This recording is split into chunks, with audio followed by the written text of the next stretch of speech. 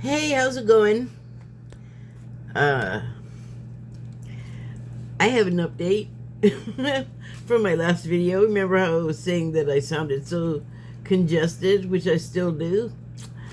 I discovered this morning I have a cold. Hi. so, I wanted to just, I'm trying to be more consistent in general. Sorry, I'm having a cord situation. And so here I am, and I have some cards. And I think it's just like a general, you know, I really had no question. Um, just sort of what's been on my mind over the past few days, and how there are like I have experienced a lot of synchronicities, and there are encouraging changes starting to become visible regarding the U.S. political situation. And where I stand on the matter is I did not vote for Trump. It was not an accident. It was a completely deliberate act. I've been, well,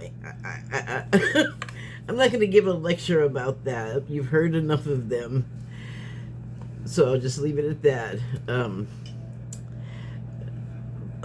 Well, I'll leave that stuff at that. But I'm not a Democrat either. Was for a long time. Just like ideologically.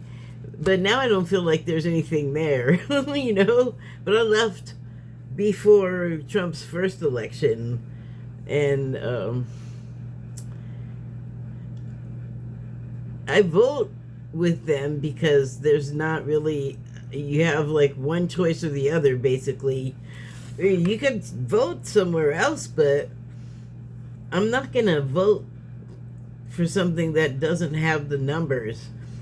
And also that I don't know about. Like, I'd have to go investigate this, which, if they're not making enough of a mark that I don't already know about them from, like, word of mouth, then they need more time before they're going to get me as a voter. What am I rambling on about? Well, anyway, I don't have, like, anything specific today, so I did like write down a couple of things because, like I said, like I've had synchronicities, right? So one of the things that I wrote down, here's the first card. It is from the, I got two, I only need one, and don't need whatever that is, from the Gemstone Whispers deck, and it's, okay, I'm just gonna guess that this is pronounced, ooh, I don't know, Carol White.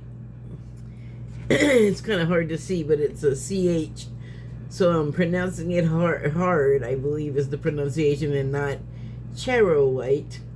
However, if that is correct, there is your alternate pronunciation. So the subtitle on this card here, get a little better look at it, is, you can see, look at the stone, actually. Let's take a moment and look at that. I see that it seems to be, it has like a crack. I want to call it a craze. I read it somewhere, like when the glass is shattered, the pattern of the shatter is called like the glass has been crazed. I just always like that. I don't know why, but anyway, I feel like this stone is crazed, and I'll point out where it's sometimes, you know, creases happen in the in the process of getting stoned, and this area right here is the, see, it just looks like a fracture, like a like if a baseball hit a window, you know. So like that's the kind of energy it's giving me. You see what I mean? But it also, I believe it's white, but I'm seeing it as a gold, like as if it had like what do they call it in gold miner talk? A vein of gold. Oh, Clementine. Sorry, y'all, stop. Let me read what's on the card. Right. So the synchronicity with this card, before I get on with it, is that, first of all, these have been sitting for 2 days for just reasons, and there is a reader that I like, and I just, sometimes you just don't feel like it, and so it's been sitting there waiting for 3 days, and then I finally watched it today, and it was like, she also pulled the Destiny card, so I guess I get a charge out of it when other readers pull like the same cards. She wasn't pulling. She was pulling like an oracle deck as well, but it was I don't know that I heard her say the name, but it was all these women's names, and it seemed like it might have been like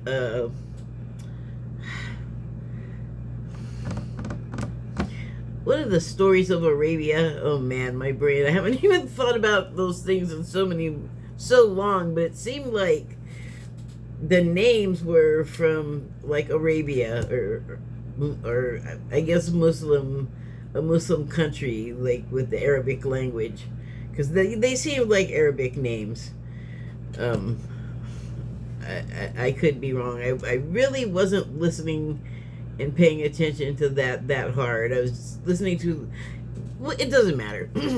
The thing was, it was that we both pulled that card, and then like it wasn't at all simultaneous. Like I said, who knows when she finished the one that actually got uploaded? Like, who knows how long it had been between the time that she actually laid down the cards and I watched it. So like 3 days after I got the notification. So notification day in 2 more days is what I'm over saying. And then the ones that I have here, I let sit for 2 days, and then I don't know. I guess it's probably to you is not as big of a deal, but and then just other parts of the reading which I didn't like track because it wasn't as visible like a synchronicity thing. And that reminds me, I made a video, I think it was the last one I did, where I was kind of talking about that Greenland movie, and one of the things that I forgot to include that I haven't talked about this in a while, but sometimes what I like to do is pull out the cards before I even know what the hell I'm talking about, and then when I feel like I have something to say, then I go back to them and do the interpretation. So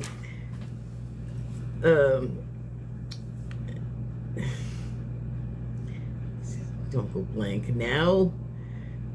Oh yes, so I kind of had like all of these things that happened that day that I wanted to include, and I forgot one thing, and it was that I had watched Law and Order like the night before, I think, and you know how they do stories on, like, torn from the pages of whatever, the news, and the pages. We don't really do that anymore, do we? Hi, I'm old. Anyway, they're torn from the headlines. And this time it was Luigi Mangione. Except they kind of have to change it enough so they don't get sued. So they made him poor, but it was like his mother, and she had cancer. So it was almost all the same things, including the insurance guy getting shot. And then, oh my God, they're such wieners. They do this sometimes at the end, right when they were going to read the verdict. And in my head, I'm all guilty. And then presumably other people were like, innocent. and they didn't show the verdict, and I was like, damn it.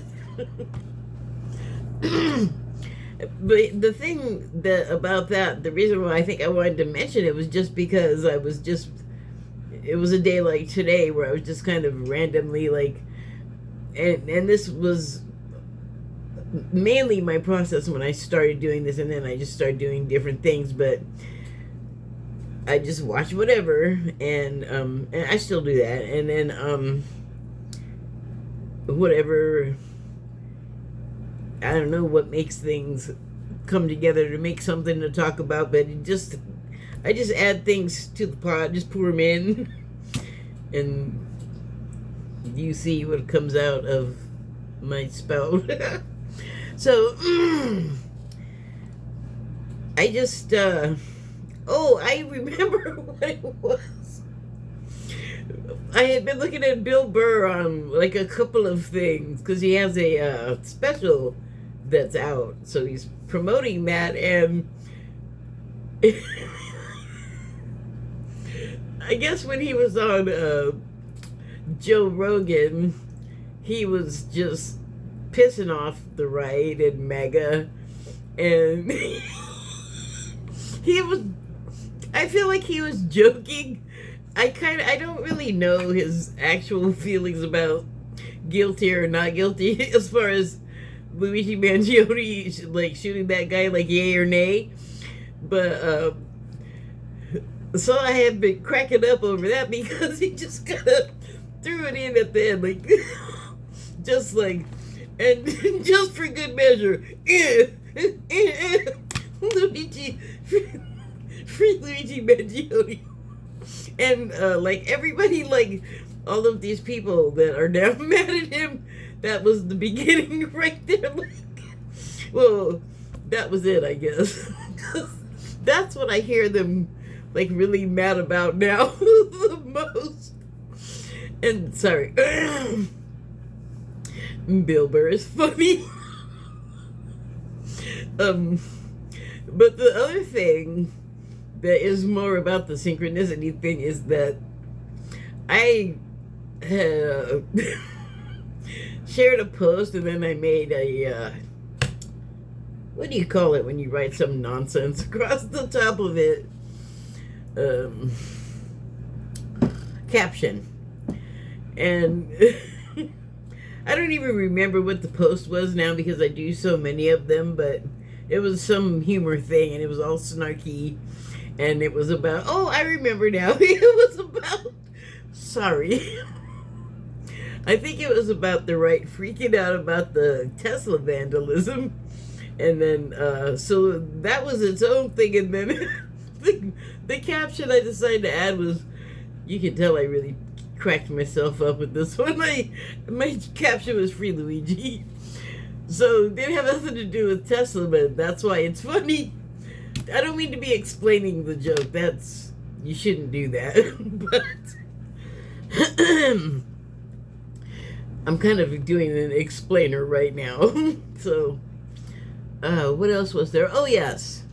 And then I was watching this show. I've been watching this show called Pantheon, and it's on Netflix. And it's animated, and it is about, oh my gosh. It's about this family where the father was some kind of computer science engineer, and he was dying, and he was working on uploaded intelligence as opposed to artificial intelligence. He was working on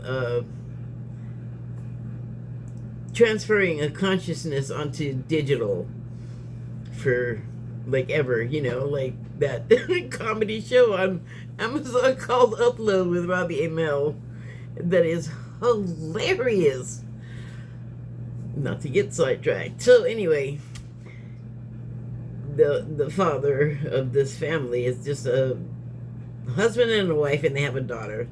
And well, it doesn't matter. The father's not around anymore because he's been uploaded, and uh they kind of totally did it against his will and like lied to the wife about what actually happened. Like they're all, oh yeah, he was dead, so we, he signed over his body, but he was actually alive, and they show him like strapped down and really terrible torture thing that I'm just not even gonna. You can look at it because you never know. I'm just not gonna say it. So, but it's gnarly. It's like pretty hardcore torture, and he's going, I'll just tell you, let me go, or something like that. And like, it's bad. Like, it makes well, it's actually not the government, it's a private company. But I think, yeah, I think it's just a private company. I don't think is there a government involved? I'm so used to the government in stories like this being the one doing it, like, or like, what do you call, like, taking over a private company that is doing it and then just absorbing it into the government. But actually, I don't think there's a government. It's not so far. I'm only 5 episodes in the first season. Wow, I'm getting off track. So the thing is like, he receives his consciousness. They take away a bunch of stuff, which sounds like, I don't think they can do this yet, but I could be wrong, because Data had the ability to like either have emotions or not, and just like insert a chip, So in the show, the company that has like like ownership of his consciousness, oh, come on. I hate it when that happens. Okay, wait. They torture him. They don't tell the truth about how they got his consciousness. They're using it, and so they have the ability. Like, they, at one point, the people that have this guy's consciousness, this company, says, well, we didn't, or we removed his emotions, and I think something else, and so they can do this in this show. So it's just like, sometimes when you see stuff on TV, it's kind of like softening you up for the reality that's coming in some similar way, shape, or form. And so the fact that like the Data idea of like consciousness that you can insert and or remove emotion from is not at all a new concept, but digitally is kind of new. There's always been an interest in like mind control, and yeah, I mean, you can see vestiges of that today where like it's like a marketing tool. Like, don't have empathy, you can't make good sales if you have empathy, and or like now empathy is being demonized. We're living in a very strange time. And I'm getting super duper sidetracked. So anyway, when this guy becomes conscious in the Matrix, in the computer simulation that his life has become, he at first can only speak in emojis, but he is like able to, like, whatever a computer network can see, he can travel to and see, hear, you, like, however he needs. He's learning though. And so he's like in his kid's computer or the school network or something, and she's getting mercilessly harassed by the other kids, and she doesn't know who he is. And so it's just like this, the way that to like, because he starts talking to her eventually, and he helps her in a certain way, and so she knows something is happening, but she doesn't know what. And then finally he tries to reach out to her, but he can only speak in emojis. So she doesn't know who it is for a while, and he has to like give her a clue. And so, not knowing all of this, I'm not done. I'm going to come back to that. But not knowing all of this, for like the previous day, I was thinking about what did I want to wear. And I actually wore it on here. Like I think my last video. Excuse me. I think my last video I was wearing it, but it was a Queen shirt, and I had been thinking about that shirt, like what pants I was gonna wear, or whatever, because I knew I had to go out. It's the only reason. Like otherwise, I mean, I think about it, but not for like a day, you know. And then it's funny. I just thought, like, what if I knew the synchronicity was coming? So anyway, the clue in the show. Oh, so the shirt, like I said, is the Queen shirt, and in the show, the clue was the father loves Queen, so he starts playing "You're My Best Friend," which is the reaction that I had when I was wearing the shirt and watching the show, like, ding. Is that all of them? Probably not. But now I can talk about cards more, because one of the subjects that came up today in something I was watching, I don't remember what, because I watched like 3 or 4 things. Oh, I know what it was. I may link it, but let me just talk about what the person on the show said. They were talking about the parents of the child who just passed because of measles. And this person said that it was too bad that, you know, it was on their life blueprint to have this child die in this way, to get them to leave a cult, talking about MAGA. And I was like, wow. I mean, I would not have refined it so narrowly myself. I agree totally that was part of the deal. But I mean, there's so many other people, places, and things attached to that whole ordeal that it's about way more than just getting them to get out of the cult.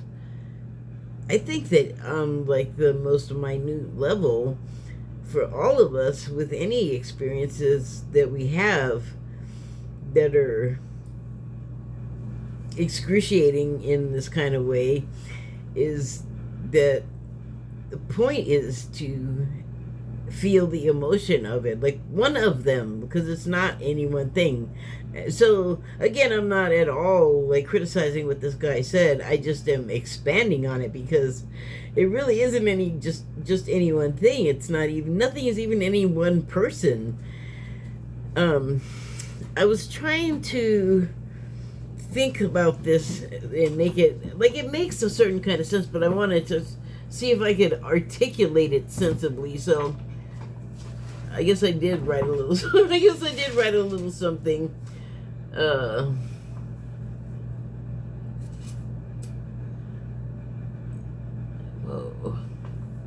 Oh, wow, that's... 1 second. One more second. I'm trying to find the beginning of this. So, since Pantheon Queen shirt, why consider these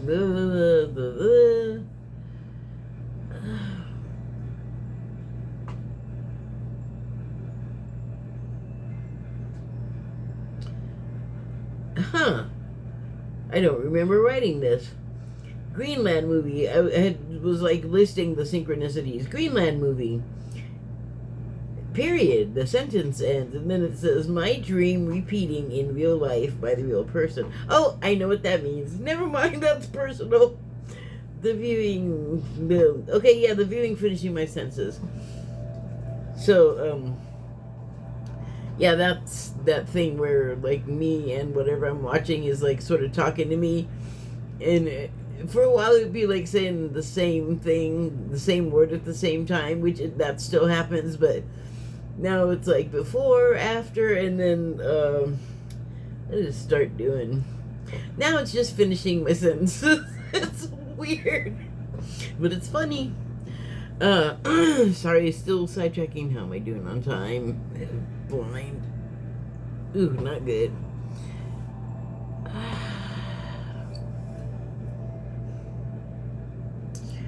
Oh, here we go. The variance in all of the simultaneous scenarios playing out in all of the lives, familiar, interlocking as, I think I meant to write familiar and unfamiliar, but let me go on. Familiar, interlocking as we/they interact. Not pronoun talk for anyone who objects to the use of them in the in that way. Oh, there should have been a period there. Not pronoun talk for anyone who objects to the use of them.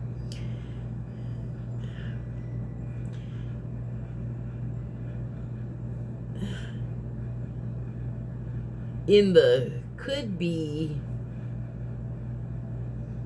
it's and / also or them doing things. So I left out a word. So it's more of a, like the use of the we/they. See, that's all confusing, but I think this is kind of part of what I was trying to get across, is that everything is really confusing right now, and recalibrating, and meanings are changing, words are doing things to language that is sorry, unsettling to me. I turned into a little bit of a donkey there. I don't know what happened. Okay, so think of it, the enormity of all of those smoothly falling into place. Like, all of the things that happen to us, by extension, is also happening to other people. And then, you know, it's like almost like a disease that jumps from person to person and spreads.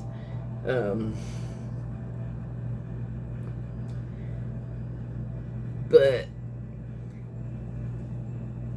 outward ripples from events is, I hope, a better way of saying what I'm saying. But within the ripples exist us each, and then we all have our lives, you know, like making ripples outward. And so just imagine there's like, oh, everywhere around you in every possible direction is a somebody having something go on, and all of those ripples are like, you know, crossing over into each other and bouncing or absorbing. Like, I'm not real sure. I guess it depends on the person, but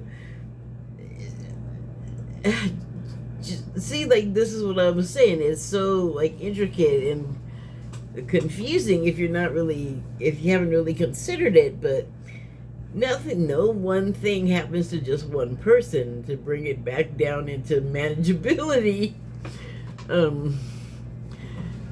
So I don't know, those were the kind of things on my mind. But destiny, that's talking that predetermined stuff in life, and it's like the stuff happening now, it's hard not to slide into totally falling for it in a way. Like, this is my life and this is real, like, so much so that I gotta, you know, go native with it, because it's not really your real life. Like, you're just borrowing it to, you know, go through something terrible for amusement. Because once you evacuate these physical forms, you go back to your genuine soul self, which is a curious being, apparently. And I was thinking, like,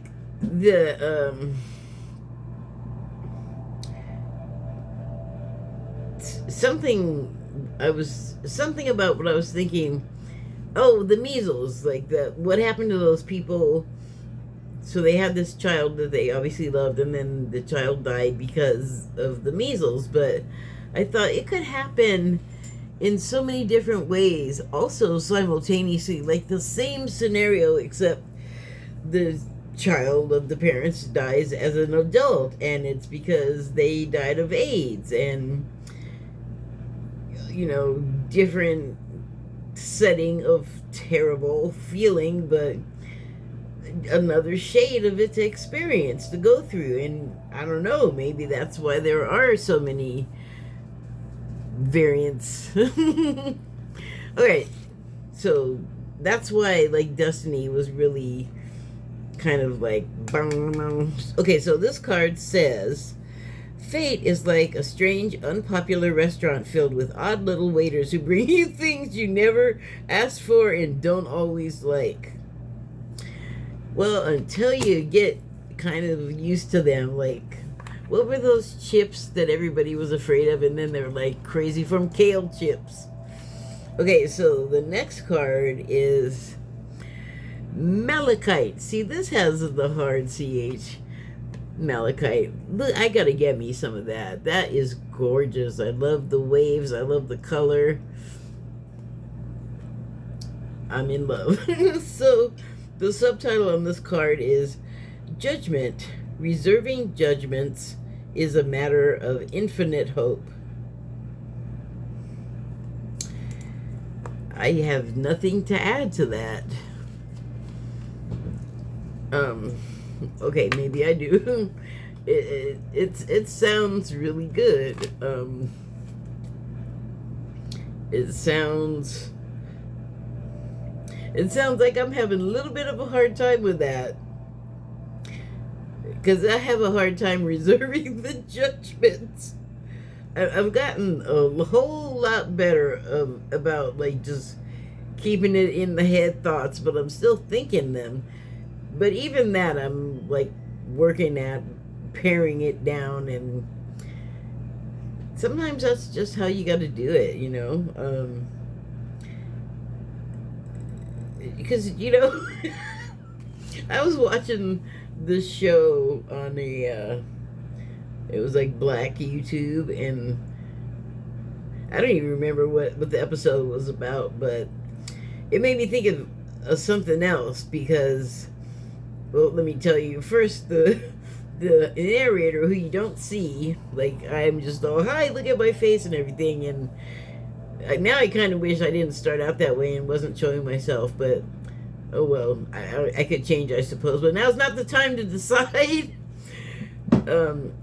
This person on the other channel was about to talk. It's like entertainment gossip show, basically, but she sets up who she's going to talk about, or whatever the episode was going to be about. And so she's talking. It's conversational, and like, she's not a news reporter, but she has like a little bit of that. Like, she's definitely taken some hints from a news reporter type delivery, but it's definitely like a along the lines of TMZ, or what's that show that comes on after it that's like a radio show? I can hear the music, but I can't think of the name. Well, it comes on after TMZ. Anyway,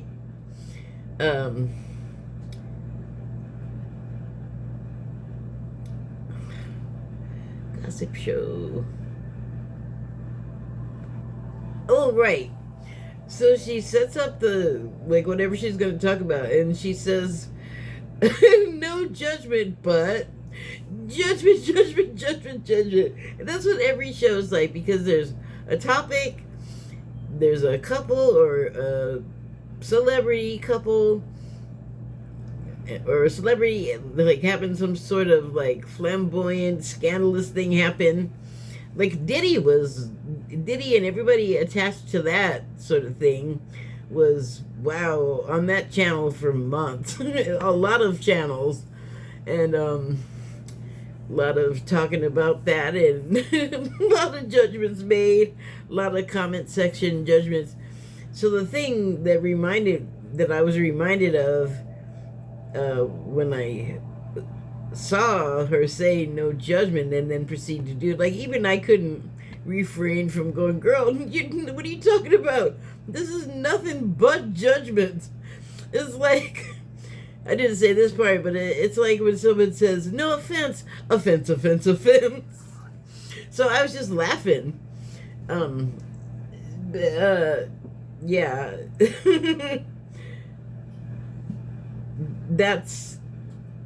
I was reminded, because she was so, I think she was serious that she thought she was not being judgmental when she said that. And it reminded me of this thing I read online, and it was just a short thing, and it was a conversation between a Latino convict in like prison or jail, whatever. I think this happens at both places. That's why I'm not really differentiating. But then when the new people come, they come in with like their little supplies and clothes and whatever, but they got like an armload of stuff, and if it's their first time there, you're gonna be freaked out. You're gonna be looking around with giant eyes, and this Latino convict was sitting with this black guy, and I forget what led up to the Latino guy pointing this out,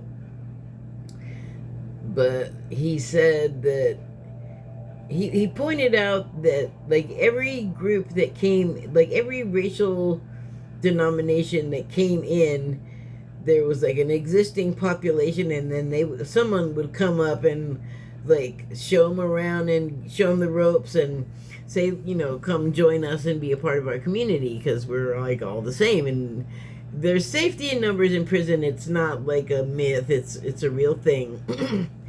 And so they watched, and then somebody black came out the door, and the Latino guy goes, now watch. And so they sit there, and nobody goes up to like greet the person or say anything helpful. Instead, what they were doing was going, oh, I bet he's a child molester, or I bet he's guilty, and he looks like a this and that, like.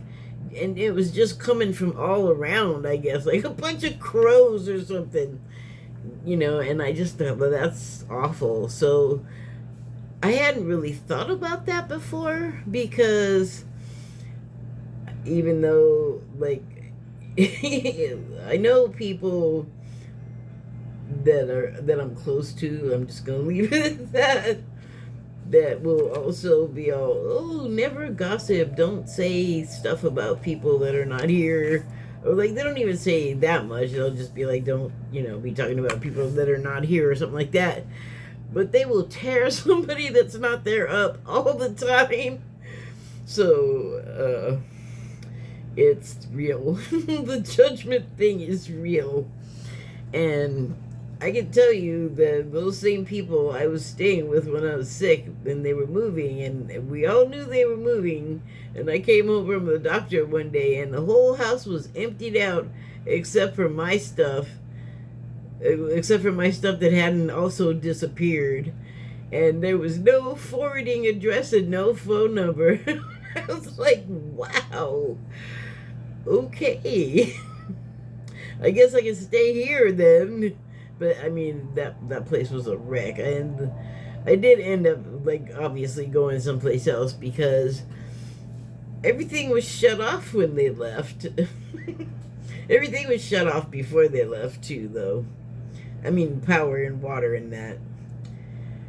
Well, there was power until they left, but yeah, it was not good. So that was like another yeah, like it's not the judgment thing, but that was pretty cold-blooded.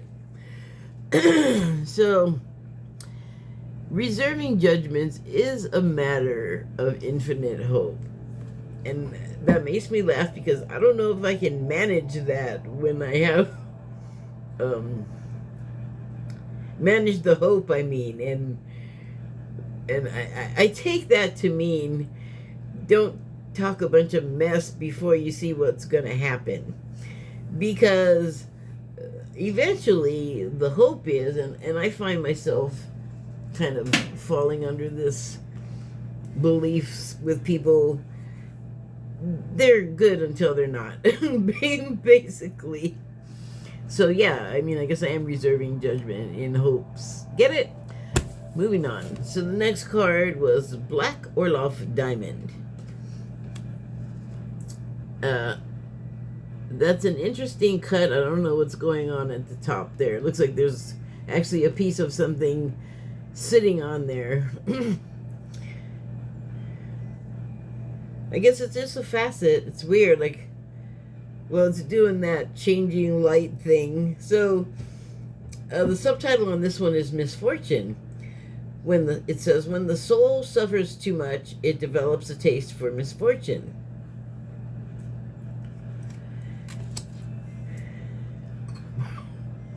And that's making me think of Prisoners again, like a recidivist. You can't stop doing the same thing. You're repeating.